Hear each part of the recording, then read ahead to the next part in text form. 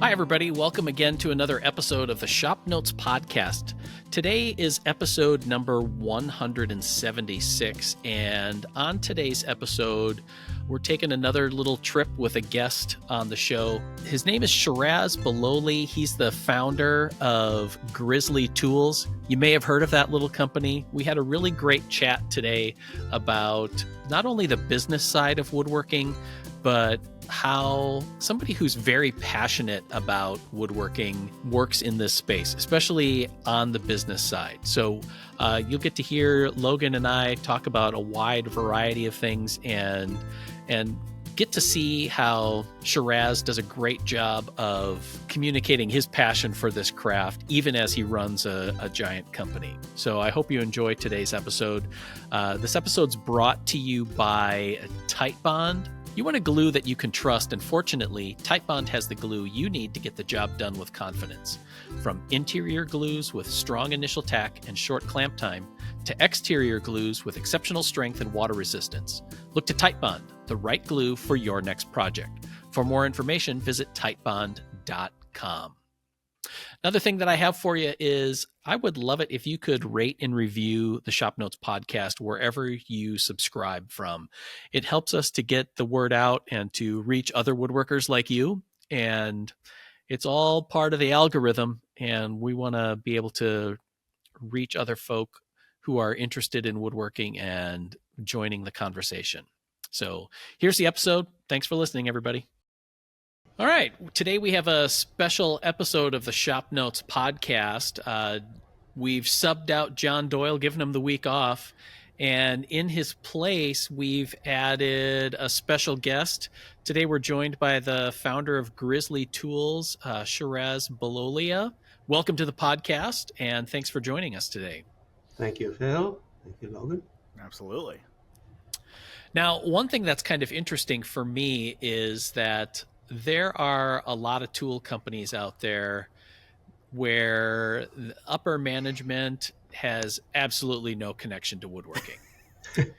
And sometimes sometimes that shows in both their products and whatever, but you have a deep, deep connection to woodworking. So can you talk a little bit about both your woodworking journey and then how that flowed and changed into Grizzly Tools? So I started off in metalworking, repairing metal lathes and reselling them because that's where my interest was. At one point I wanted to be a machinist and my dad talked me out of it. Which is, it was a good move on his part in hindsight because my knees would have been shot by now, and I would have a lot less money too. So I started in that, and customers would walk into the showroom and ask for a planer or a jointer. I knew what a table saw was, but I didn't know what a planer was. I definitely didn't know what a jointer was, and so I started looking into it. And I took a shop class. I had taken a machine shop class, evening class for machine shop practice, and aced that. So I knew all about metalworking machinery, and I didn't know anything about woodworking machinery. So I go to this shop class and on the first day, and it's basically an old school with a huge shop, woodworking machines. And I tell the instructor, I said, "Hey, I'm here for the shop class." And he says, "Okay, go ahead." And I said, "What do you mean, go ahead?" He says, "Go start working on your project." And I said, "I'm here to learn the machines." So he calls a 16-year-old kid who obviously had taken shop class, was taking shop. He was pretty good, actually.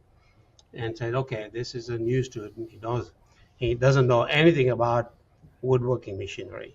So go ahead and give him the tour." And so he took me to every machine, showed me how it was used. And I looked at it all and I said, "This is so easy compared to metalworking." And it really is. Metalworking, You've got a lot more precise, and you basically get one shot at making your cut. And if you overcut it, then you got to start from scratch. So woodworking, you can do an inlay, or you can cheat a little bit here and there. You got more. So that's how I got into woodworking machinery, selling woodworking machinery. And then I started thinking of projects I could build. And so I started doing that and used some of my metalworking machinery to do the woodworking projects. And I don't know if you've seen some of my videos. I'm actually cutting wood on a milling machine or turning plugs and all that on a lathe. And it's quite unorthodox. And so, but it works. And it makes it easy, and I feel my hands are safe away from, everything is locked down when you're working on a milling machine, for example. Oh, yeah. So that's how I got into woodworking, and then picked different types of projects. Yeah. Well, see, I think it's funny because I think there's an interesting story on how you got into selling lathes, and it has to do with a German and a gun range. And I've heard this whole story, and it's fascinating. And I think is there a good Grizzly interview, I think, on the Grizzly YouTube channel of it. And it's a fascinating story. Yeah, it actually is. I don't know who's writing the script. but it came a full circle. So Wolf Heiderman was a guy I met at the range. And I had bought a pistol for $32. I went to the range, bought a box of ammo, and I couldn't hit anything with that pistol. I was laying on the counter and trying to hit. And he's shooting freehand with one hand, Smith & Wesson 44 Magnum, one of the Dirty Harry pistol. Yep. And he was looking over, and he obviously knew I knew nothing about shooting. So he came over and showed me how to aim, and we became friends. And then I went to his house that evening. He said, I have reloading equipment. So as I enter his shop, I see a metalworking lathe, which I'd never seen a metal lathe in my life. And so I said, what's that? And he explained it to me, and I absolutely had to have a metalworking lathe. It just like everything started clicking because I'm extremely mechanically inclined, as I found out later on. I had no idea. And so I needed a lathe. And so I started to look for lathes, and, one thing led to another, and started buying used lathes to make extra money so I could buy a used lathe for myself. And pretty soon I realized that, hey, there's money to be made here. And my personal lathe came to me many years later, but I got into this business and then evolved into woodworking machinery. That's awesome. So on that full circle and who's writing the script. Yeah. So many years later, now Wolf is free spirit, was a free, he's passed away. He free spirit. He lived in the mountains in British Columbia, Canada. And he was actually an engineer for Mercedes from Germany. So he was a machinist, and he's an engineer. He knew all this quality control stuff. And I was at that time, 25 years ago, I was having some problems in quality control in China in metalworking lathes. On metalworking lathe, one of the factories. So I called him up, and Wolf could speak 7 or 8 different languages. I mean, he was a very talented guy. Third-degree black belt. He was just an all-rounder, incredible guy. And so I called him up, and I said, hey, Wolf, how are you doing? He said, I'm doing fine. What are you? Small talk. And said, what you doing now? Nothing, same old. I'm working on logging roads when they need me as a security consultant. I said, you want to go to China? And he says, when? I said, well, get your passport ready. We'll get you the visas and you're off. And so he did quality control for us in China for several years. He wrote some manuals for us. And so, we're talking about like who's writing this script. This thing came a full circle.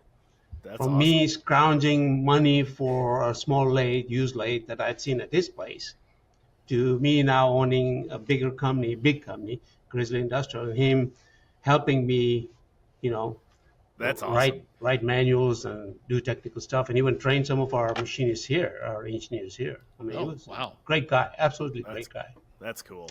And a really good friend, by the way. So yeah. I bet you back then shooting a box of ammo at the range was a third of the price as it is now. Oh, it was less than a third. I paid $2 for that box, and I thought it was expensive. I had no money, remember? I was on a very shoestring budget, and so I was complaining about a $2 box of ammo, and he says, "Well, I reload my own."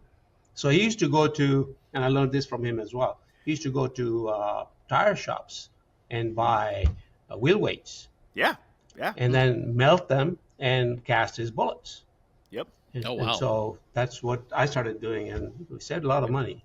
Oh yeah, my grandpa and I used to cast wheel weights into fishing jigs. Oh yeah, For yes. fishing. Yep. Yes, a lot. absolutely. Yeah, weight, you can easily make those. Yeah. Oh yeah.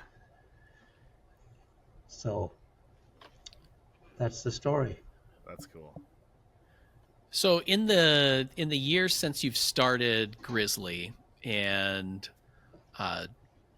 obviously grew a company from zero to where you are today, what are some of the big trends that you've seen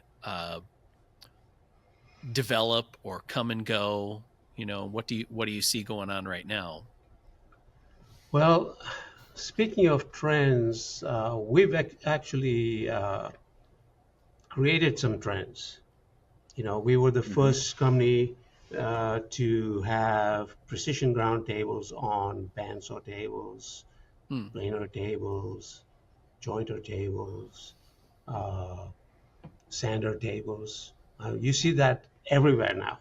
You won't see a machine in most cases without, if it's cast iron, without being precision ground, because factories have been set up, processes are now fluid, and that's become part of the process. And in a competitive environment, you know, everybody wants what the other person has, the other company has. Sure. So it's very common. So that's one of them. And I'm not sure if you know this, but we were the first company to introduce spiral cutter heads into jointers. No. And I'll tell you how that happened. You know, I bought a SCM planer because SCM was the only planer that had a spiral cutter head. And I spent $15,000 on this SCM planer. I take the cutter head out and I send it to Taiwan. I said, well, you guys have to copy this thing because, you know, we need these types of cutter heads in our planers. So after a couple of years back and forth and figuring out all the nuances of making it and setting up special machinery, they started making them, and we started putting them in planers. Well, pretty soon we had like a year or two head start on everybody else. You know, pretty soon they became common, and now, you know, spiral cutter heads are available from just about any brand. Right. So I'm using this. I set up this big shop at my house, and I have a 12-inch planer. 12-inch jointer, a very heavy-duty 12-inch jointer, and I'm working with curly koa, you know, highly figured curly koa. And I run it through there, and I look at the board, and it's got little holes in the little chip-ups, tear-ups. And I said, I wonder if a jointer can have a spiral cutter head. So, of course, I was headed to Taiwan in a couple of months. So I went there, and I said, I need you to make me a 12-inch spiral cutter head to put on my jointer. They got the dimensions from the factory that made the regular cutter heads. And long story short, I get this via air. We install it. My engineers install it in my jointer, and I take that same curly koa piece and I run it through, and I wanted to jump up and down. I was so happy. It was like, oh my God, I'm onto something here. And so I said, okay, we're going to do this on all our jointers. So it took a year or two before, you know, they could design everything and get everything done. But so once we started doing that, and we had a 1 year or 2 year head start against our competitors. But, you know, they'll sell anything to anyone. It's not patentable, so I didn't even bother. Sure. Yeah. So now that's available through just about any company as an option. Yeah. Have you seen any shifts in like consumer requests? So what the end users are buying. So if you look at, you know, the late 80s, you know, a couple years after you started selling machinery, have the demands from the consumer woodworking market changed since then to what the marketplace demands? You know, are people starting to lean towards bigger machines? Are they starting to lean more towards like a 5-in-1 or combo machines? What do you see? No, there's very little call for combo machines. Very little. Okay. The old Shopsmith 5-in-1. We've bashed on them in many podcasts. Yeah, that thing has been dead and buried for a while. Nothing against them. No, the market has evolved. So to answer your question, yes, it has, and that is why if you look at our Grizzly selection, we have such a huge selection. We got a basic model, and then we got, somebody wants a cast iron wheels. Why don't you make a bandsaw with cast iron wheels? Well, here you go. So now we have cast iron. Well, why don't you make a bandsaw with a foot brake? Well, here you go. So there's, if you look at our bandsaws, I think we got like 30 different models of bandsaws. I mean, everything that anyone would want. Of course, you come to us, and you got a, say a $800 budget to buy a bandsaw. Well, when you start looking at everything else, you end up spending $1,100 because, hey, I got to have that feature, or I got to have that feature. I didn't know this feature was available. Things that, so we, in that, yes, they have evolved, and you will see it in our selection. Sure. And that's all, everything is because of either customer requests or from me, because I am an avid user of our machines. And so when I'm doing something and I see, why doesn't this machine have this feature? Well, we'll just have it made and offer it to the public. So that's how, from a machinery change point of view, that's a change that's taken place. Got it. So you kind of touched on this a little bit, and this coming from somebody who has a sawmill, and I consider myself a collector of wood. You mentioned curly koa. Do you have a little stash of your highly specialized, highly figured wood at home in your shop that you kind of are saving for a rainy day, or? I would not say it's a little stash. Oh man, that's my own heart. I have a mountain of stuff. Oh, so about fantastic. six years ago, I tore down my house and built again in the same location. The original house I built about 35 years ago, and so we were getting old, and my wife had just broken her kneecap, and so we thought we should have an elevator in there. So I said, okay, we'll just, it was a good time to do it all. So I said, okay, there's a chance to dig into my huge stash. And so I had all these curly koa and quilted maple and curly maple. And so all my doors are curly koa and I think it's curly maple.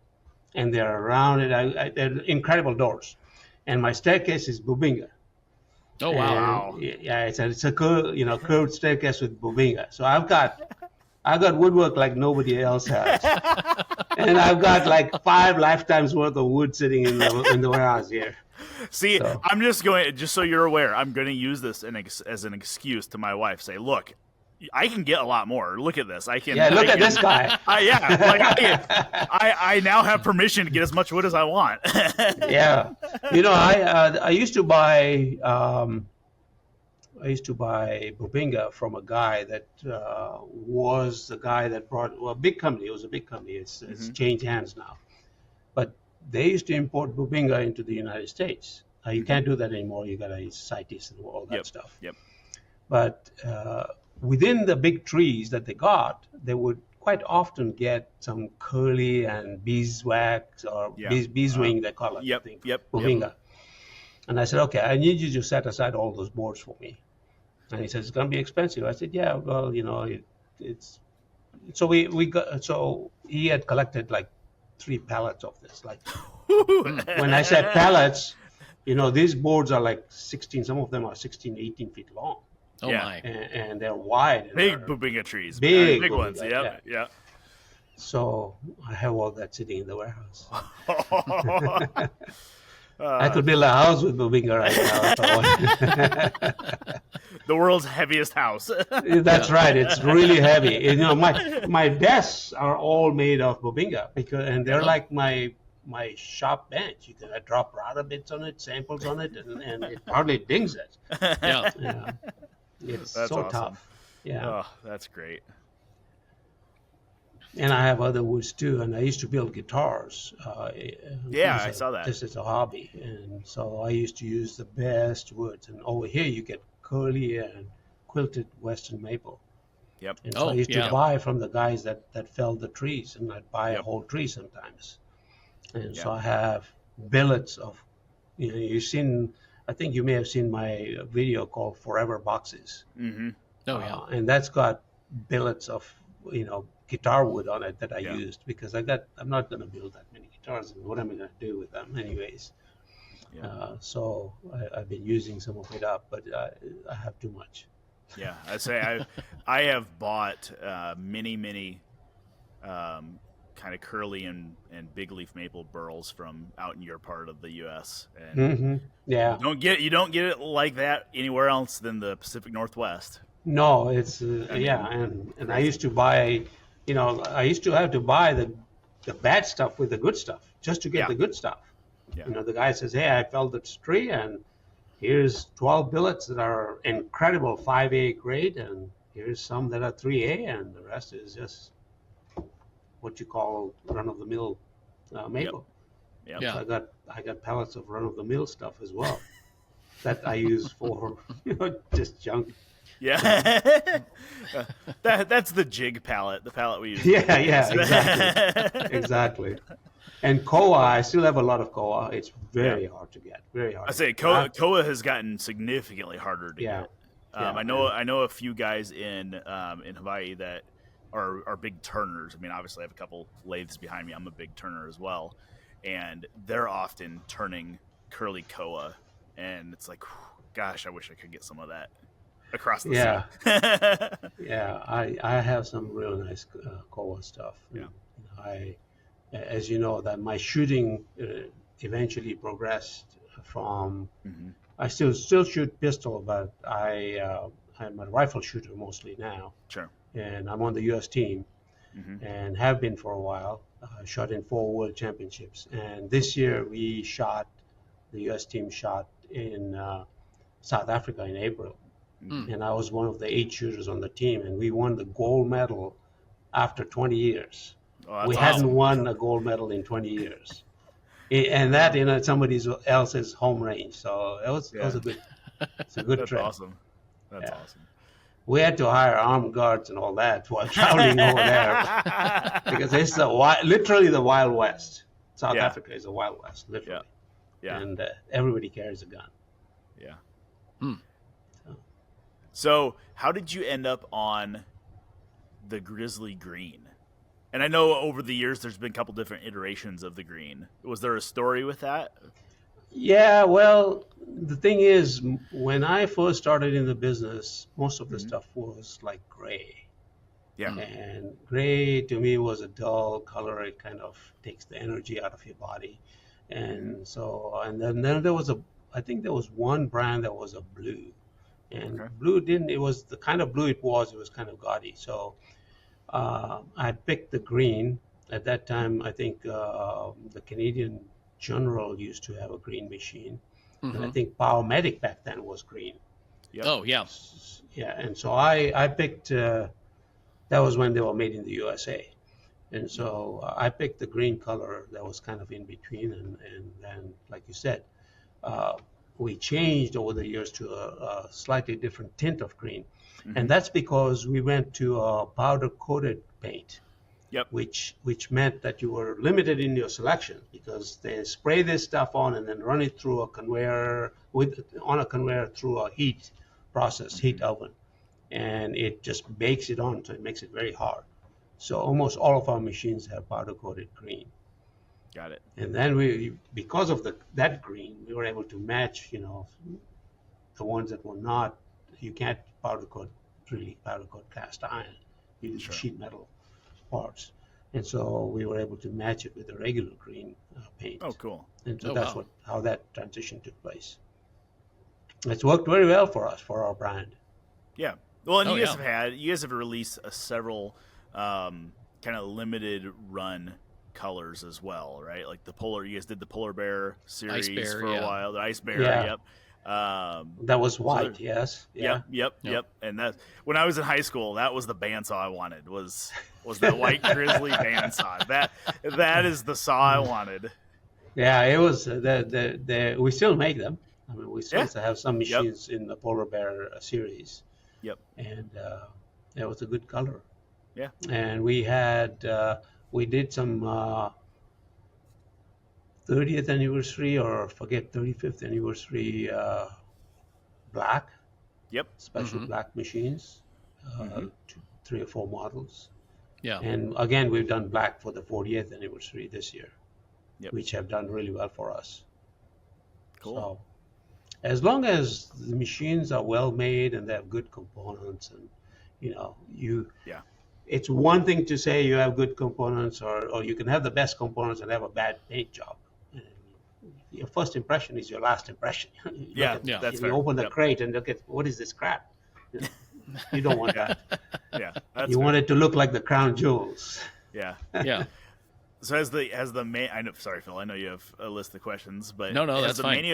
Has the manufacturing process from overseas changed significantly over the last 40 years from your standpoint? I'm guessing it's now easier to purchase from overseas, but there's a lot more hurdles, I'm guessing, especially when we were in COVID time with shipping and stuff like that. So yes and no. It's easier to purchase from overseas, but there's barriers to entry. By that I mean, when I was starting out, all these guys that are now big manufacturers, people that make the saw stop, the owner of that is a personal friend of mine, and he had what amounted to was a metal shed that he was making machines out of.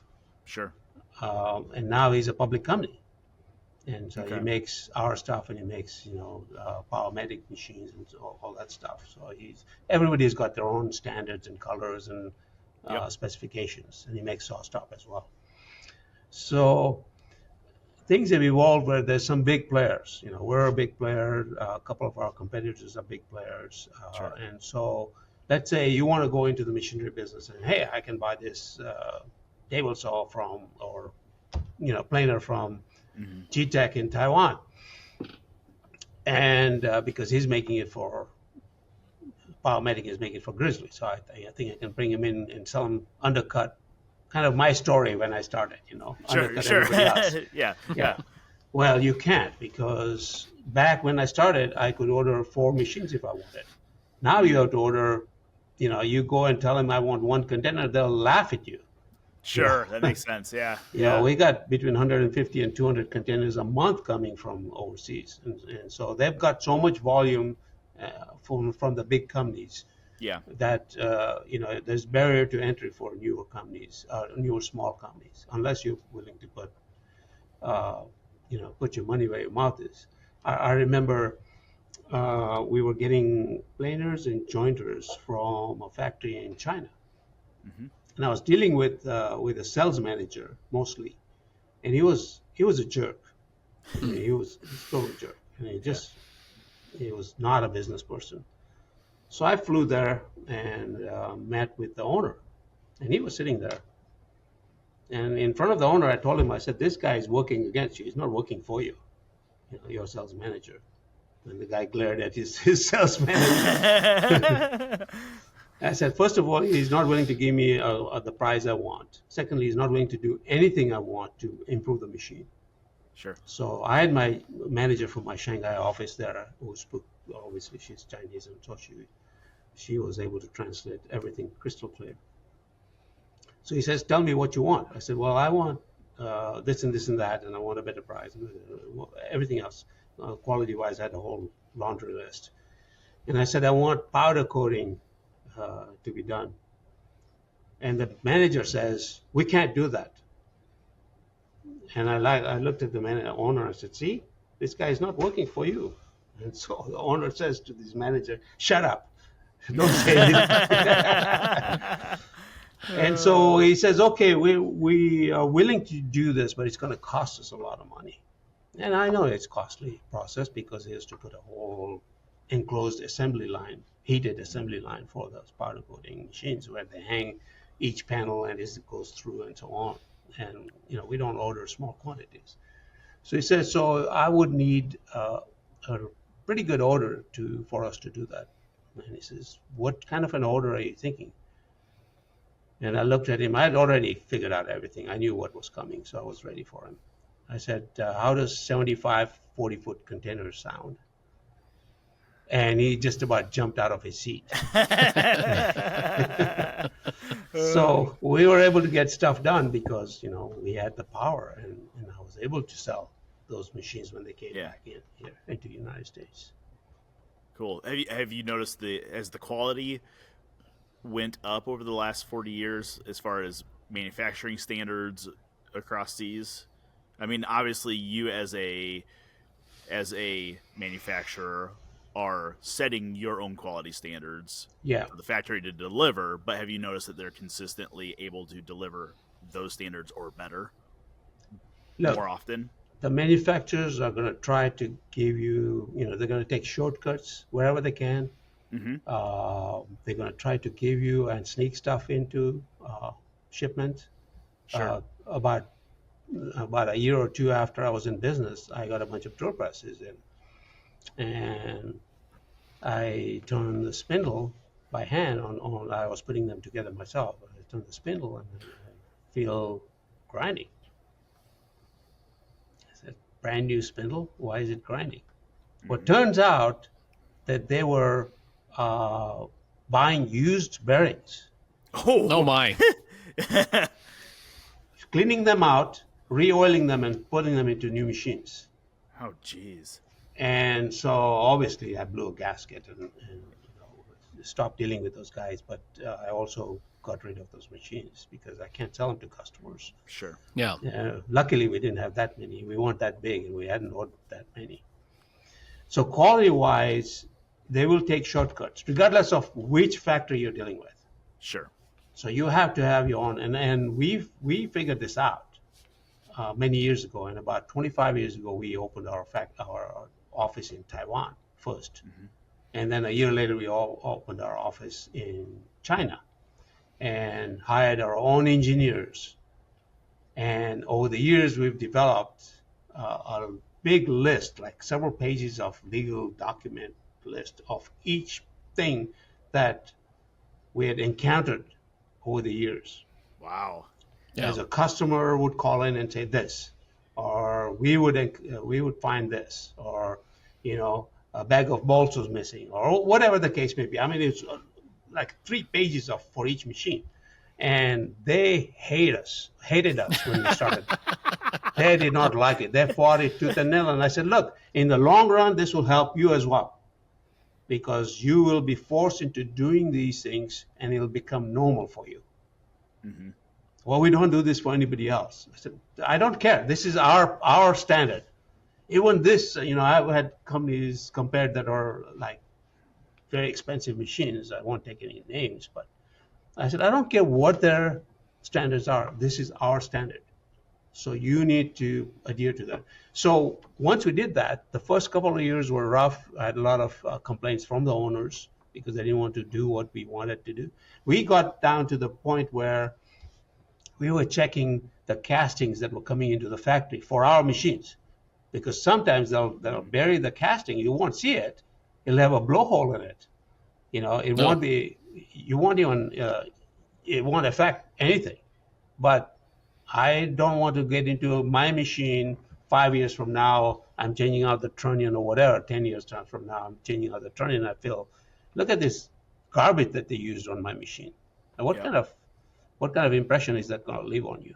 Sure. Right. So we check all that, and so our quality has risen. And you got to remember one thing: the biggest thing out there is misconception, I should say, is the consumer's part, is that we're paying more, so we're getting better quality. That's not true, because our model from day one, which everybody wants now after 40 years, everybody wants to switch to that model, is we sell direct to the end user. at the lowest possible price. We're not going through a distributor. We're not going through a dealer network, this and that. We're selling direct to the end user. So our margins are much lower. You've cut out the middleman. And the middleman has to make money. I mean, you sell to a dealer, you can't blame him. He's going to make his 20, 30%, whatever he needs to make. Sure. Yeah. And the consumer is going to pay more. That just because they paid more doesn't mean they're getting a better machine. This episode's brought to you by Titebond. You want a glue that you can trust, and fortunately, Titebond has the glue you need to get the job done with confidence. From interior glues with strong initial tack and short clamp time, to exterior glues with exceptional strength and water resistance. Look to Titebond, the right glue for your next project.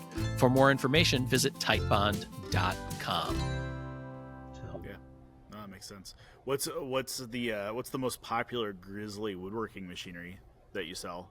Bandsaws? Bandsaws, table saws. We sell thousands of table saws and thousands of bandsaws every year because of the selection. I'm guessing jointers are up there as well. Jointers are up there. Planers are up there. Yep. Kind of the big four. Yeah. Yeah, dust collectors. We got such a big variety that if somebody comes to our site or knows or is a customer, they'll be able to find what they want, exactly what they want. Yeah. Yeah, it's kind of fun to see the Grizzly catalog come out, and then just it's kind of like the old Sears catalog where you could just kind of flip through and see all kinds of stuff that you just didn't even know existed or had a place for. And it got to a point where the catalog at one point was over 1,000 pages. Oh, wow. And we couldn't ship them normally. Yeah. To get them to the customer. Right. It was so heavy. There's no bulk shipping anymore. And so it was costing us so much. So they reduced the count against my... because I want, I'm the old school guy. I want, you can be sitting on a sofa watching TV and have the catalog there. Commercial comes up, you just start flipping through the pages. Yep. Yeah, on the internet, it's great, it's wonderful, but you can't flip pages like that easily. Right. Yeah. You have to be more, pointed in your search engine, search requests. Yeah.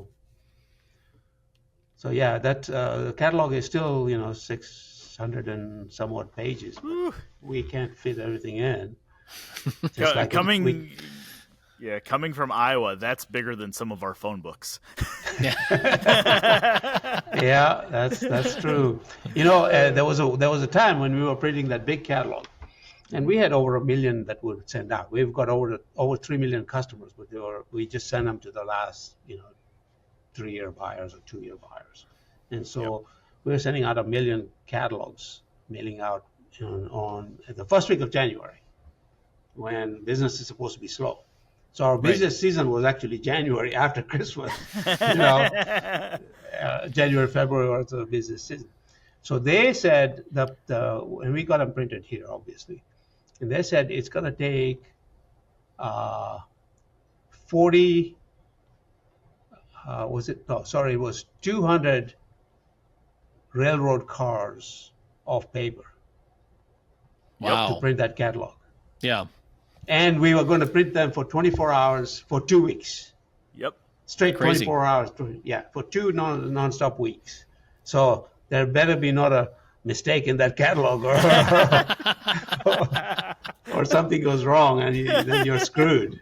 Yeah. So we would send people there for press checks, and they'd stay there for a few days while it's to make sure all the colors are balanced correctly and so on. Yep.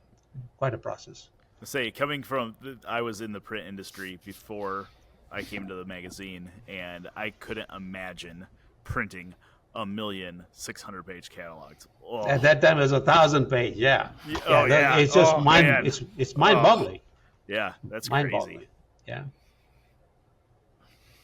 Crazy. So if you could peer into the future, what are some of the things that you can see for either woodworking or metalworking machinery? Like where is it headed?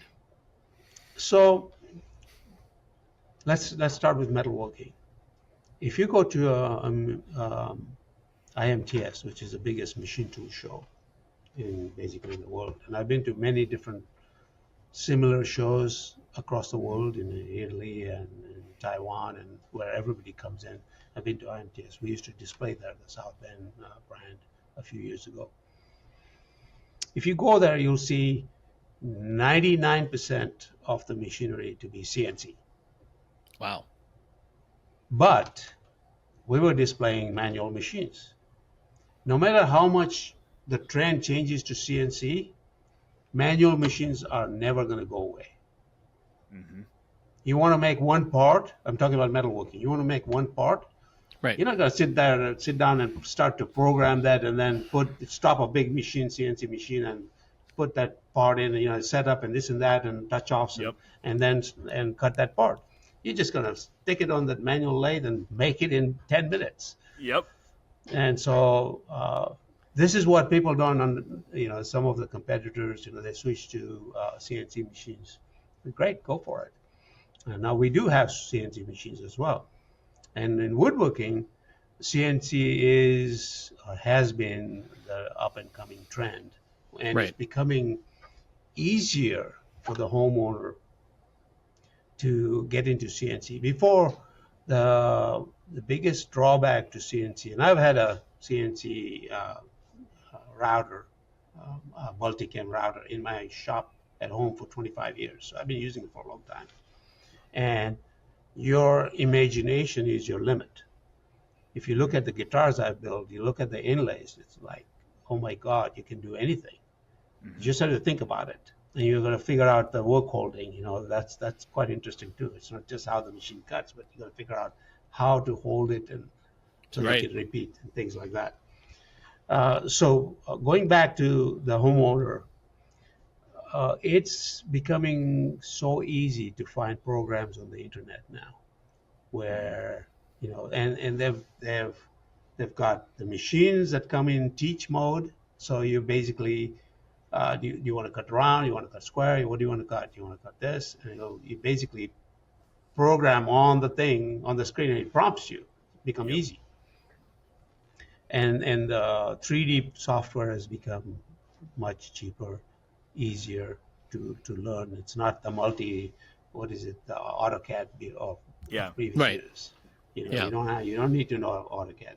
I took an AutoCAD class many years ago and designed a couple of things with it, but things have become a lot easier now. So that's the next trend, and the machines have become more affordable. You can buy a $3,000 or $4,000 small CNC that'll do just about any small project that you want in your home shop. Yeah, and I think we've seen that in the consumer standpoint, where more people are getting CNCs. There's more questions about them. We're getting more interest in our CNC projects that we produce in the magazines or on a TV show. I think that will continue to trend up. It's interesting, though. I didn't think about that, and you make a valid point with the metalworking side. If you have to prototype a part quick, you're not going to stop a CNC milling machine that's running 4,000 parts just to make one. You're not going to do that. So that's an interesting thought that I hadn't thought of. And the other thing is, here's a good example. South Bend makes started off making high-end metalworking machines. Now we've got a woodworking line as well, high-end.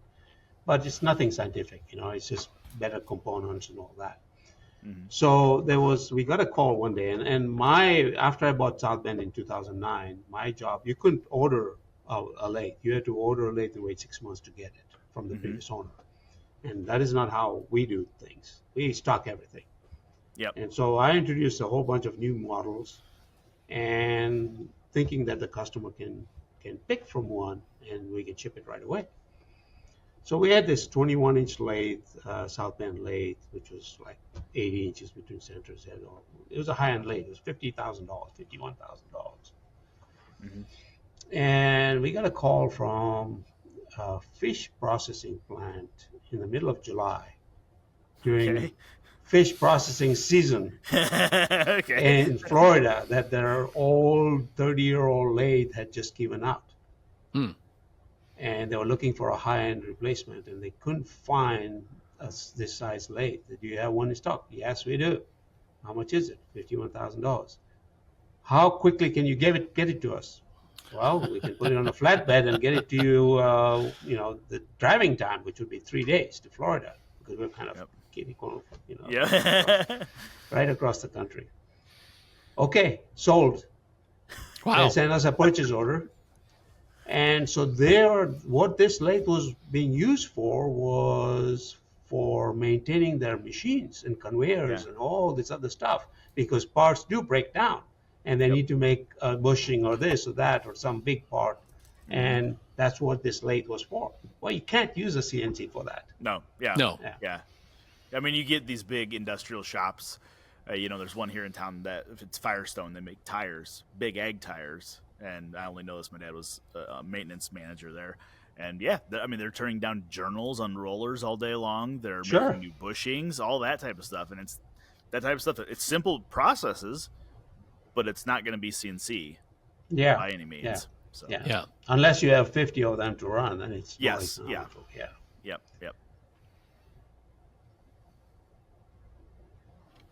Well, speaking of your home shop, Shiraz, what does your shop look like now?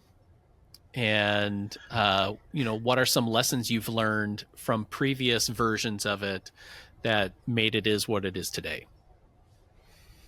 So I have two personal shops.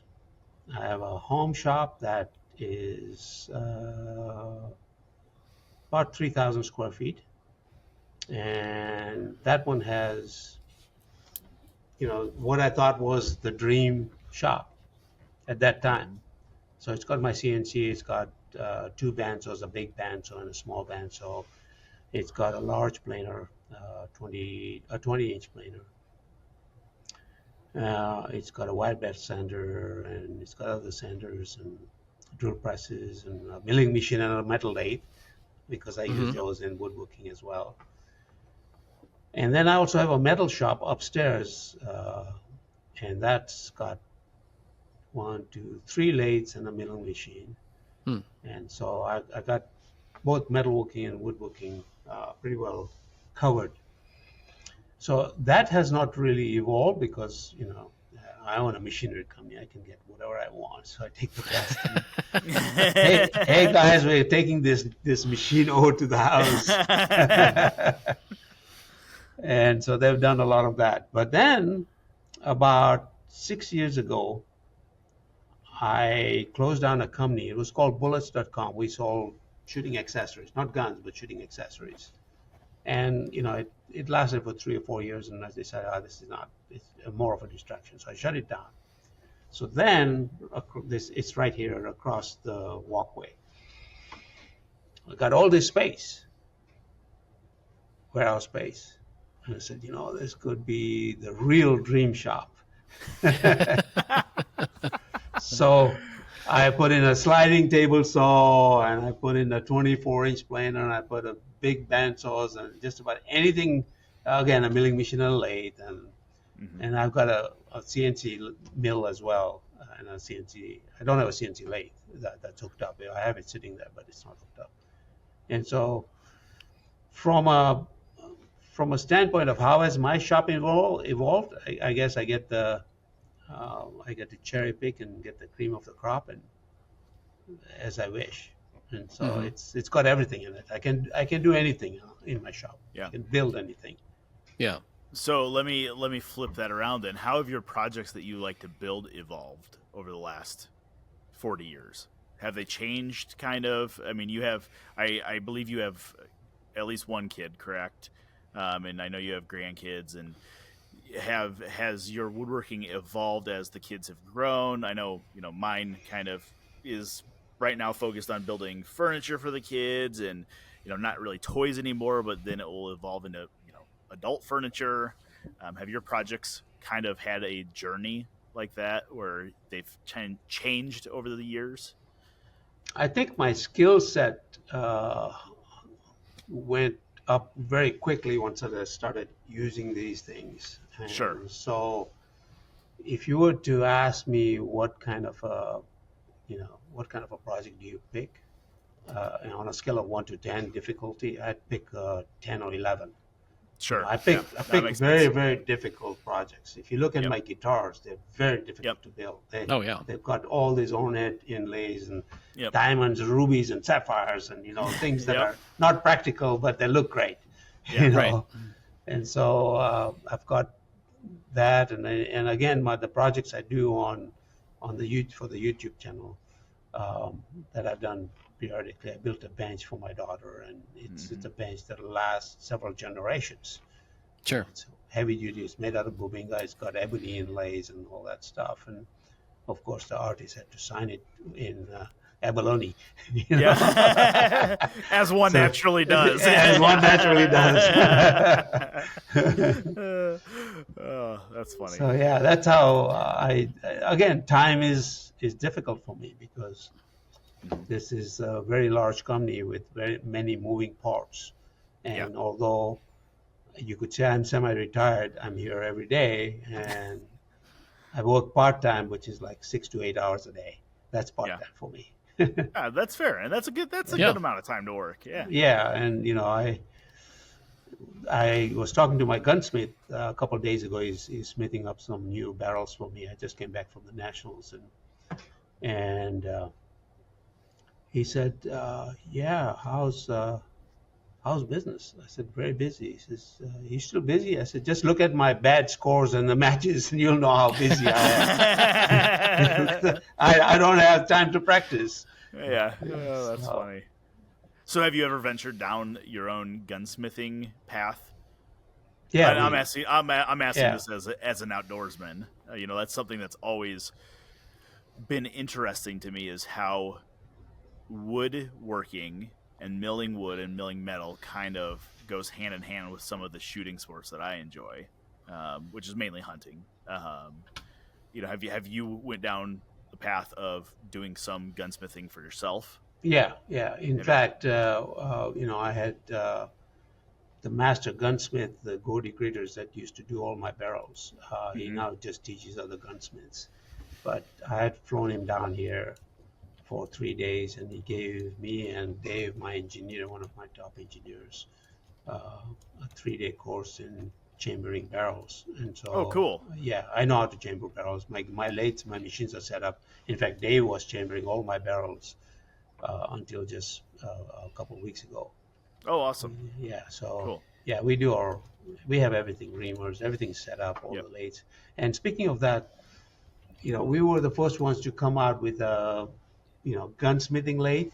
Yeah. Really, it's just a metal lathe with some bells and whistles. And Gordy, 100%. Yeah. And I talked to Gordy. I said, give me a laundry list of what you want on a lathe that makes it a gunsmithing lathe. Well, you need a hardboard spider. You need this, you need that.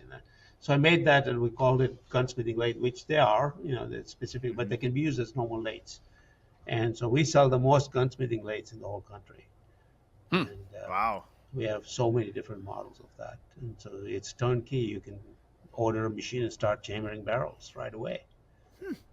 And we sell barrels, so which the barrels barrels are like a 12-month wait now, 12 to 14-month wait to get them because of the demand. We stock them. We've got over 1,000 barrels in stock. Wow. Yeah. That's cool. It's all these hobbies I don't need. Yeah, they would be fantastic. Yeah, but I just don't have time. But if you think about it, the hobbies is what created this business. It was my hobby. Yeah, absolutely. It's a hobby gone wild now, I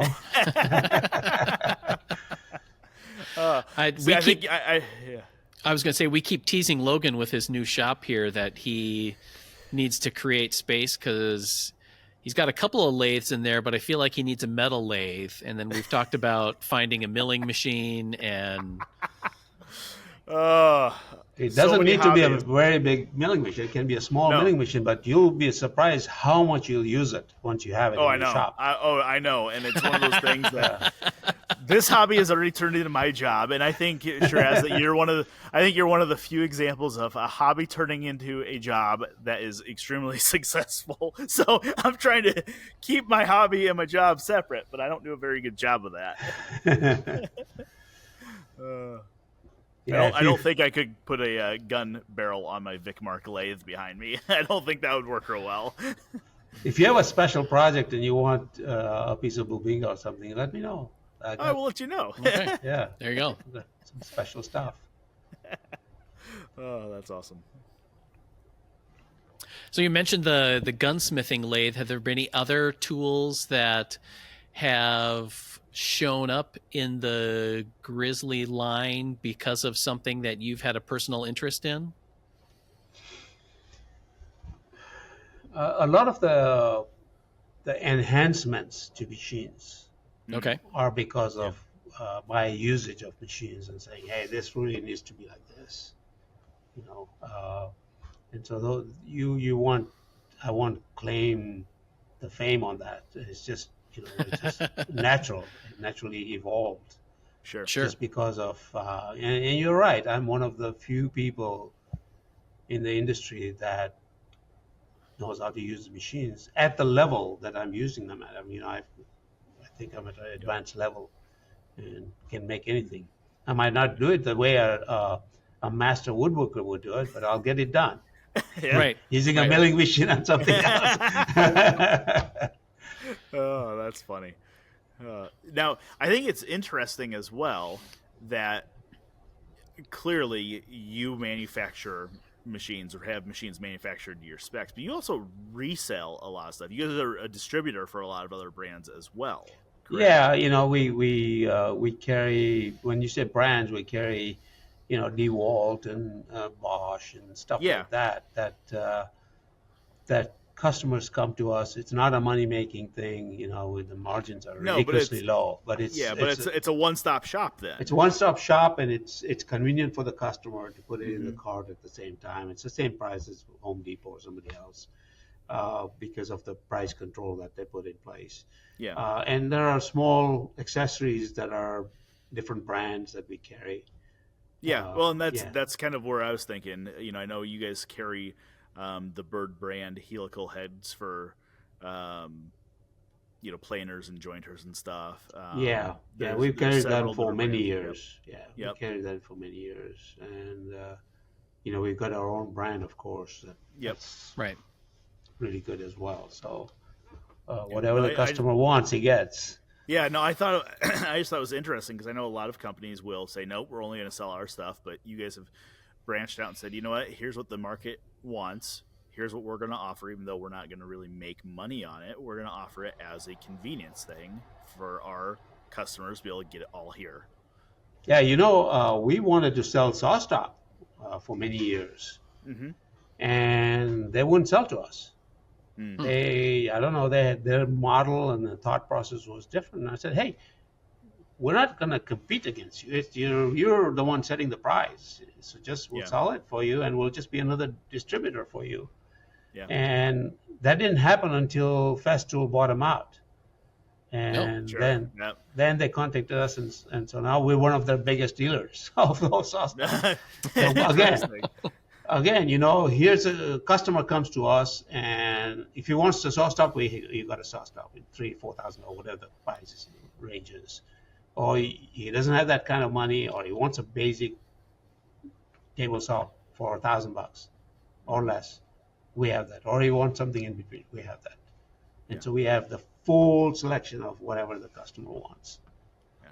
Well, the thing I've always thought was really cool is if you order something from Grizzly, you can just drive down to us, the closest Springfield, Missouri showroom, right? I mean, you could drive down and pick it up, which I always thought was cool. Like I could make a afternoon trip down there and pick something up and be back here with it. Yeah. Before we used to have another one in Pennsylvania as well, in Williamsburg, Pennsylvania, and that was a big showroom and big facility, but there was so much duplication taking place, and the containers reaching that middle part of Pennsylvania, the cost per container was so ridiculous that we centralized our distribution in Springfield. Now, of course, we still got the Washington plant here in Bellingham, but Springfield is huge. We've got, I think, 550 or 600,000 square feet over there. Wow. Oh, wow. And, we got 40 acres on one piece, and across the street we got another 11 to 12 acres. Holy for cow. the showroom. Yeah, and that's land that we own, that we've Yep. kept for future expansion. And when I bought that more than 23 years ago, it was on the outskirts of town, and the town has grown past it now it's the middle of town. Oh yeah, and the property value there. We get calls every week. Do you want to sell that front part of your warehouse? Nope. That's not why I bought it. I bought it for future expansion. Yeah, that's cool. All right. Well, I think that about wraps it up for today's episode. I want to thank Shiraz for joining us today and talking about woodworking and woodworking business, and also just how addictive this little hobby can be, and the fact that it can turn into your job.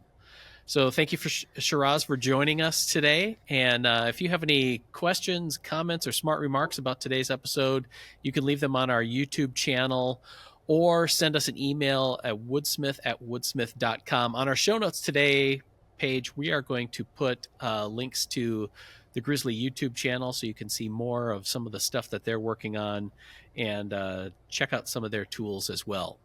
Thanks for listening, and we'll see you next week. Bye, everybody. Thanks, Phil. Bye. And we love it.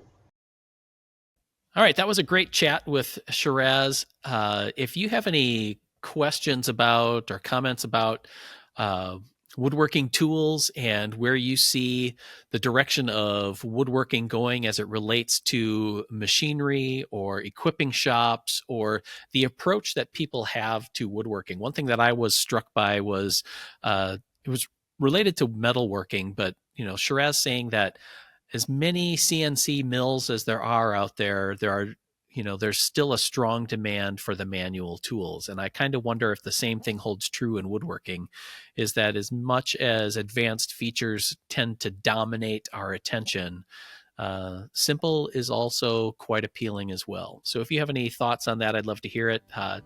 Leave those in our comment section on the YouTube channel or send us an email at woodsmith@woodsmith.com. Thanks to Titebond for sponsoring today's episode.